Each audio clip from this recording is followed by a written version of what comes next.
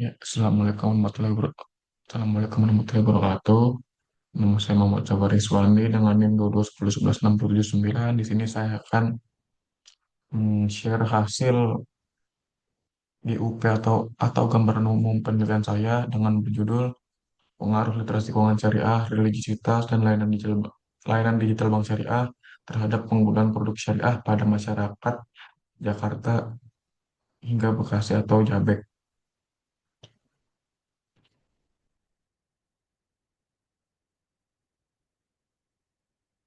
Di sini dari masalah penelitiannya ini potensi pasar keuangan ini di Indonesia ini termasuk potensi yang sangat besar sejalan dengan status negara dengan populasi muslim terbanyak dengan nilai ekonomi syariah yang diproyeksikan hingga mencapai 428 miliar miliar triliun US dollar menurut State of the Global Islamic Economy tahun 2023.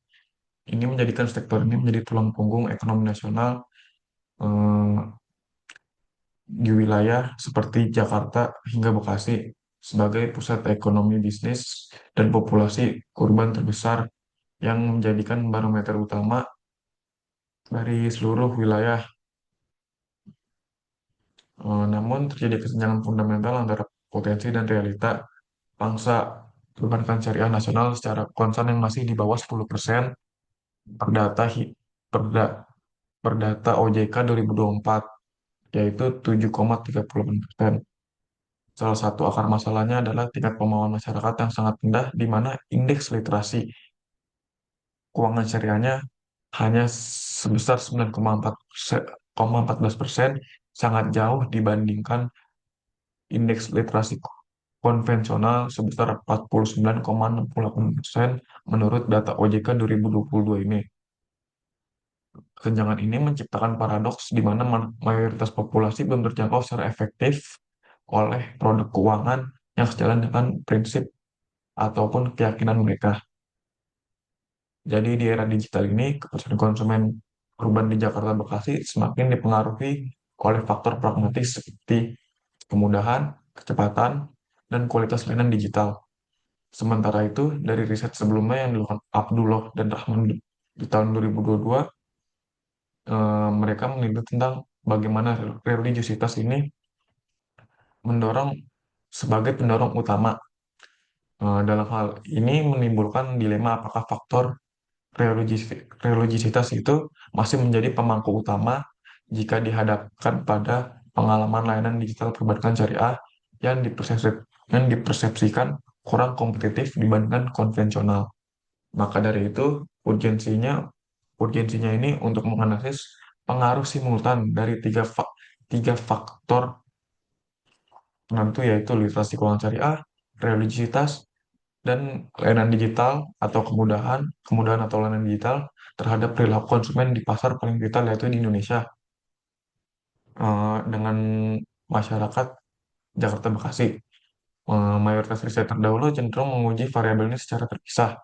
Oleh karena itu, penelitian ini diharapkan eh, menghasilkan model atau pemahaman konsumen syariah di wilayah urban yang komprehensif bagi bank syariah dan regulator untuk menyusun strategi akuisisi dan retensi nasabah yang lebih relevan dan berdaya saing di tengah disrupsi digital ini.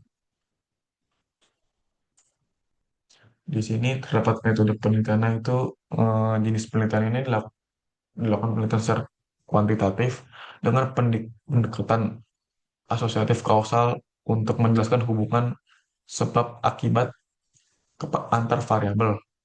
Untuk sumber data ini terdapat dua data sumber, yaitu data primer dan data sekunder. Untuk data sumber primer ini yaitu kuesioner kuesioner yang disebar dan langsung responden masyarakat Jakarta Bekasi yang minimal 18 tahun sesuai di subjek penelitian. Lalu data sekunder ini dari jurnal, buku, artikel ilmiah, serta data dari OJK ataupun Bank Indonesia terkait dengan literasi keuangan dan pangsa pasar perbankan syariah. Untuk subjek penelitian ini terdapat yaitu masyarakat umum di wilayah Jakarta Bekasi, lalu kriteria respondennya ini berdomisili di Jakarta dan Bekasi, berusia minimal 18 tahun dan merupakan nasabah salah satu bank syariah atau konvensional, menggunakan layanan perbankan digital atau mobile internet dengan jumlah responden yang saya harapkan, yang saya akan kumpulkan yaitu 100 responden, 100 responden lebih. Untuk objek penelitian ini yaitu literasi keuangan syariah di X1, religiositas di X2, dan layanan digital bank syariah di X3. Untuk variabel dependena ini penggunaan produk syariah. Lalu untuk teknik pengumpulan datanya ini yaitu kuesioner atau angket menggunakan pertanyaan tertutup dengan skala Likert 1 sampai 5, 1 sangat tidak setuju dan 5 sangat setuju untuk mengukur persepsi dan perilaku responden, serta studi pustaka yaitu mengumpulkan data pendukung dari sumber-sumber sekunder.